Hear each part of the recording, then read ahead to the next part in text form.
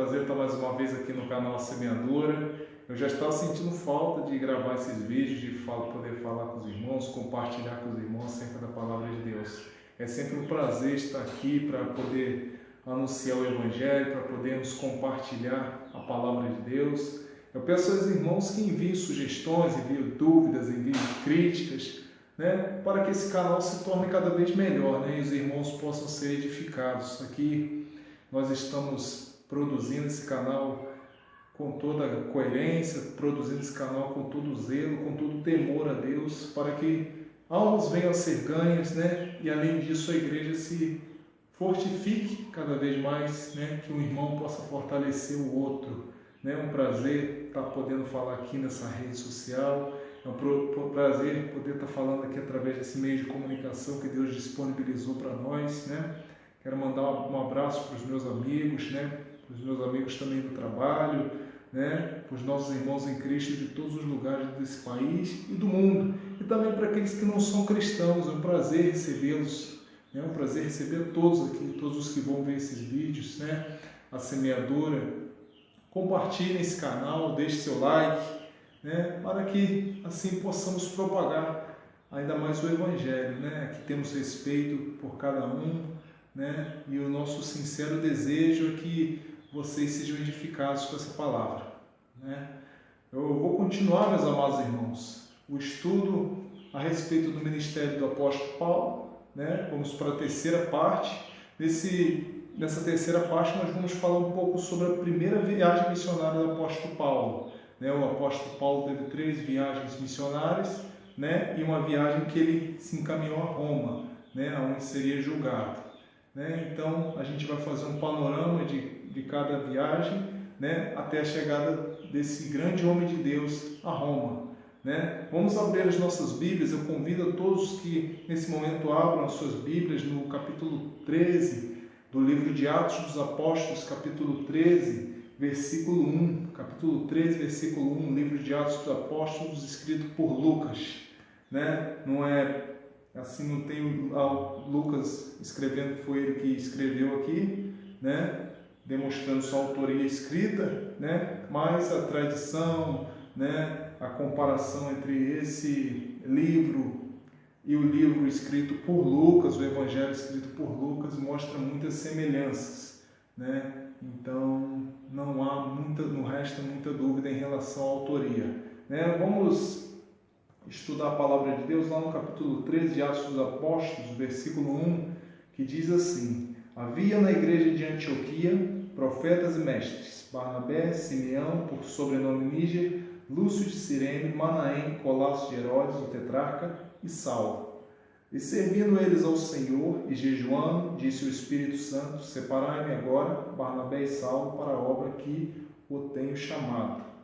Então, jejuando e orando, impondo sobre eles as mãos, os despediram.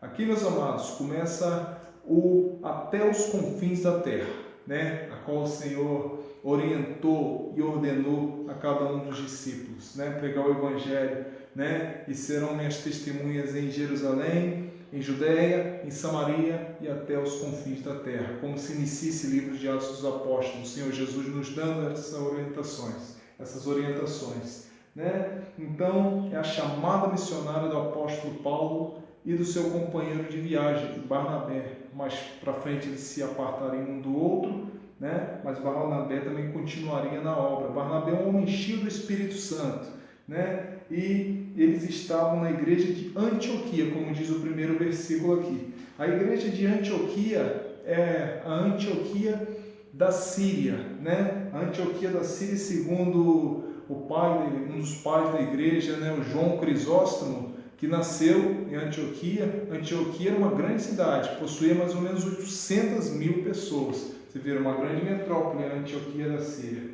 né? Então, aqui se formou uma igreja, né? Porque quando a igreja foi dispersa devido à perseguição a Estevão, né? Aqui está dizendo, né? Foram para Fenícia, foram para a ilha de Chipre e também foram para Antioquia. Só que eles estavam pregando exclusivamente a palavra aos judeus, né? Só que alguns irmãos que saíram ali de Chipre e Cirene começaram também em Antioquia, da Síria, a pregar o evangelho aos gregos. E isso trouxe resultados, né? Evangelizar os gentios, né? Trouxe muitos resultados, muitos deles creram e ali começou a se estabelecer uma igreja em Antioquia da Síria. Tanto que enviaram Barnabé de Jerusalém, da igreja de Jerusalém, para os fortalecer, os exortar. Barnabé, como registra a Escritura, ficou muito feliz, muito alegre de ver a forma que aqueles irmãos estavam se portando. E aí Barnabé lembrou de Saulo, que estava lá em Tarso, e foi buscar Saulo de Tarso, né? Mais tarde o apóstolo Paulo trouxe ele para Antioquia da Síria, e ali permaneceram 1 ano, né? Então o profeta Ágabo, né, desceu de Jerusalém, um homem cheio do Espírito Santo também, profetizou, que foi usado por Deus para profetizar acerca de uma fome que haveria nos tempos do imperador Cláudio César, né, que de fato aconteceu. Então a igreja já se preveniu, né, devido a essa instrução do Espírito Santo, e enviou Saulo e Barnabé para a Judéia, para deixar ali para os irmãos da igreja, com os anciãos, a ajuda que aqueles irmãos de Antioquia da Síria tinham enviado através deles. Então você nota aqui que essa igreja ela era bem organizada e bem unida, né? Não existia diferença entre Antioquia da Síria e entre Jerusalém, né? Eles tinham uma ligação mesmo com irmãos, não existia essa separação, esse sectarismo, né? Essas diferenças, pequenas diferenças sempre houve entre pessoas e pensamentos, mas não era algo que fazia separados, né? Existia aquela divisão, né? Então essa igreja se consagrava muito, né? Aqui, como está dizendo o versículo 2, o Espírito Santo orientou esses irmãos que separassem Barnabé e Paulo para a obra a que ele o tinha chamado, a que Deus tinha chamado os dois. Então, a igreja que vivia em muito jejum, em muita oração, em muita consagração, estudo da palavra, né, em comunhão, no partir do pão. É importante, irmãos, congregarmos, é importante. Como diz Eclesiastes, 2 é melhor do que 1. Por isso que o Senhor Jesus enviou 2, porque se um tivesse fraco, o outro ajudava. Quando foram anunciar o Evangelho, enviou de 2 em 2. Então, a igreja impôs as mãos sobre eles, né, através do jejum, da oração, e despediram, né? Impor as mãos sobre eles caracterizou também um compromisso da igreja, né? A igreja hoje em dia, que envia muitos missionários, né, também tem que arcar com esse compromisso de dar atenção aos missionários, dar ajuda financeira, dar ajuda material, né, dar socorro emocional, né, devido a essa grande missão, essa grande obra que é ser um missionário, né? Então, eles saíram de Antioquia da Síria e foram em direção à ilha de Chipre, né? Chegaram à ilha de Chipre, né, uma ilha, né? Passaram por uma cidade, um distrito chamado Salamina, e chegaram a um distrito chamado Pafos, né? Nessa época eles já estavam sendo chamados de cristãos. Lá em Antioquia da Síria, né, veio esse nome, cristãos, foram chamados pela primeira vez de cristãos. Atos 11, versículo 26, né? Então, chegaram a Chipre, a ilha de Chipre, né? E foram ao distrito de Salamina, passaram pelas sinagogas, né? Eles tinham sempre essa visão, essa mentalidade de ir anunciar o Evangelho àqueles que ainda não conheciam, mas aqueles que estavam buscando Deus, né? Isso nota que ele ia para as sinagogas, eles foram para Atenas, no Areópago, onde as pessoas discutiam a respeito de filosofia, né? Então, eles tinham essa visão de que as pessoas estavam buscando algo, mas ainda não tinham encontrado. Eles tinham esse tesouro, né? Que é o Espírito Santo, que é a mensagem de Jesus Cristo, né? Que é o complemento da Escritura, né? Então, quando chegaram a Antioquia, a Chipre, né? Chegaram a Pafos, né? João Marcos estava com eles, né? Encontraram um judeu, né? que era um falso profeta, de nome Elimas. Provavelmente ele era um astrólogo, né? Algo relacionado a isso. E o Sérgio Paulo, que era um governador, né, dessa ilha, estava muito interessado em ouvir o evangelho que Paulo estava anunciando, mas Elimas, de todas as formas, se opunha ao que Paulo queria explicar e anunciar para Sérgio Paulo, né? Então ocorreu aquele sinal, né, quando Paulo disse para Elimas que ele ficaria cego por um tempo, porque ele estava pervertendo os caminhos do Senhor, ele estava impedindo, né, que o evangelho fosse pregado, tentando impedir, né, porque muito é impossível para um homem impedir os propósitos, os projetos de Deus, né? Então aconteceu esse sinal em Chipre, né? Sérgio Paulo creu, né, na doutrina do Senhor, e no meio do caminho, quando eles estavam navegando da ilha de Pafos, eles estavam se dirigindo a Panfilha, João Marcos apartou-se desse. Mais para frente vai acontecer uma não pequena discussão entre Paulo e Barnabé devido a esse fato, né? Que na segunda viagem missionária Paulo queria passar pelas cidades, conferindo as cidades, conferindo as igrejas que estavam sendo plantadas, e Barnabé queria levar João Marcos junto, e Paulo não quis levar a João Marcos junto, tanto que Barnabé foi para um lado e Paulo foi para outro. Paulo levou a Silas, Barnabé ficou com João Marcos, né?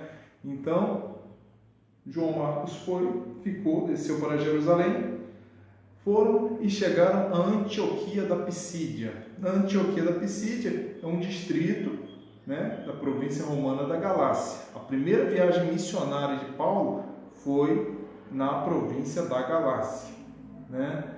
Partiram da ilha de Pafos, chegaram a Chipre, né? Saíram de Pafos, foram para Antioquia da Pisídia. Chegando a Antioquia da Pisídia, Paulo entrou nas sinagogas, né? Entrou nas sinagogas, que era um lugar de reunião dos judeus. Agora a gente vai explicar um pouco a respeito das sinagogas, rapidamente, porque temos muito assunto, é muito interessante, né? A sinagoga ocorreu e aconteceu durante o cativeiro babilônico, né? O povo foi enviado para a Babilônia, né? E para o povo judeu não perder a sua característica de crer no Deus Todo-Poderoso, sua característica monoteísta de um Deus só, né? Sua cultura, a lei, tudo que foi descrito, né, na palavra, tudo que foi orientado por Deus, e o povo não queria de forma nenhuma perder isso lá naquele exílio da Babilônia. Lá da Babilônia, uma terra idólatra, uma terra que idolatrava muitos ídolos, uma terra pagã, né? Então, como eles estavam longe do templo destruído, eles iniciaram as sinagogas, né? A palavra sinagoga significa reunidos juntos, né? Pois em seu ajuntamento eles cantavam, eles faziam, recitavam parte da Torá, da lei, dos salmos e dos profetas, lei, profetas e escritos, Tanakh, né? Então, eles ali naquele tinha um momento de reunião dos judeus, né? Em meio àquele cativeiro babilônico, em meio a tudo aquilo que estava acontecendo, eles liam a Tanakh. A Tanakh é a Bíblia hebraica, né? O Antigo Testamento, né? Então, para montar uma sinagoga naquele tempo era muito simples, né? Necessitava de ter 10 homens, um deles era escolhido para ser o chefe da sinagoga e o outro para ser o seu assistente, né? E na sinagoga as crianças também aprendiam acerca da lei, acerca de assuntos também seculares, aprendiam a ler e escrever, assim como Paulo vai relatar que cresceu aos pés de Gamaliel, né? Era uma tradição dos judeus, né? Os judeus têm um ditado, né, no Talmud, né, que diz que se você não ensinar uma profissão ao seu filho, você estará criando para ser um ladrão, preparando para ser um ladrão, né? Tem todo sentido isso, né? Então, as sinagogas se espalharam e continuaram até os dias de hoje. Até os dias de hoje existem sinagogas. Existe aqui, inclusive, no Brasil, aqui perto de Friburgo. Eu estou aqui em Nova Friburgo. Acho que, se eu não me engano, tem uma lá em Teresópolis, uma sinagoga judaica, se eu não me engano. Né? Se os irmãos estiverem assistindo aí de Teresópolis, irmãos, falam se é aí, se é em Petrópolis, é um dos dois, não tenho muita certeza. Então, convidaram Barnabé e Paulo para falarem na sinagoga de Antioquia da Psídia. Paulo fez um relato perfeito da palavra, né? Começou a anunciar, a falar de salmos, né? De salmos messiânicos, né? Começou a explicar o sentido que às vezes se encontrava oculto para eles nos salmos, né? Falou a Abraão, falou sobre Davi, sobre a descendência, né, do Messias, né, da descendência de Davi, e no final cita até Abacuque, né? Então, a sinagoga foi despedida, né? Terminou a reunião dos irmãos da sinagoga e os gentios que ouviram isso alegraram-se muito, porque era uma mensagem de justificação pela fé, não era pelas obras. Quer dizer que qualquer um poderia ter acesso a Deus agora, mediante a fé em Jesus Cristo, né? Então, no versículo 38 e 39, aqui do capítulo 13, versículo 38 e 39, diz assim: Seja-vos, pois, notório, varões e irmãos, que por este se vos anuncia a remissão dos pecados, e de tudo que pela lei de Moisés não pudeste ser justificados, por ele é justificado todo aquele que crê. Então os gentios se maravilharam, porque viram que poderiam ter acesso a Deus através da fé, do crer no Senhor Jesus Cristo, esse que Paulo estava anunciando, né? Então, na outra semana, Paulo foi e Barnabé foram lá e anunciaram o Evangelho e se maravilharam as multidões, né? Mas os judeus de Antioquia da Psídia ficaram com muita inveja e blasfemavam do que Paulo dizia, né? E Paulo, assim como cumpria cabalmente, né, de uma forma muito na íntegra, o que Deus, o que o Senhor Jesus tinha ensinado a cada um dos discípulos, né? Eles pregaram e os judeus se oporam por inveja, e ele disse, né, não vamos agora para os gentios, porque vocês não estão se achando dignos da salvação, vocês estão recusando a salvação. Então os gentios se alegraram.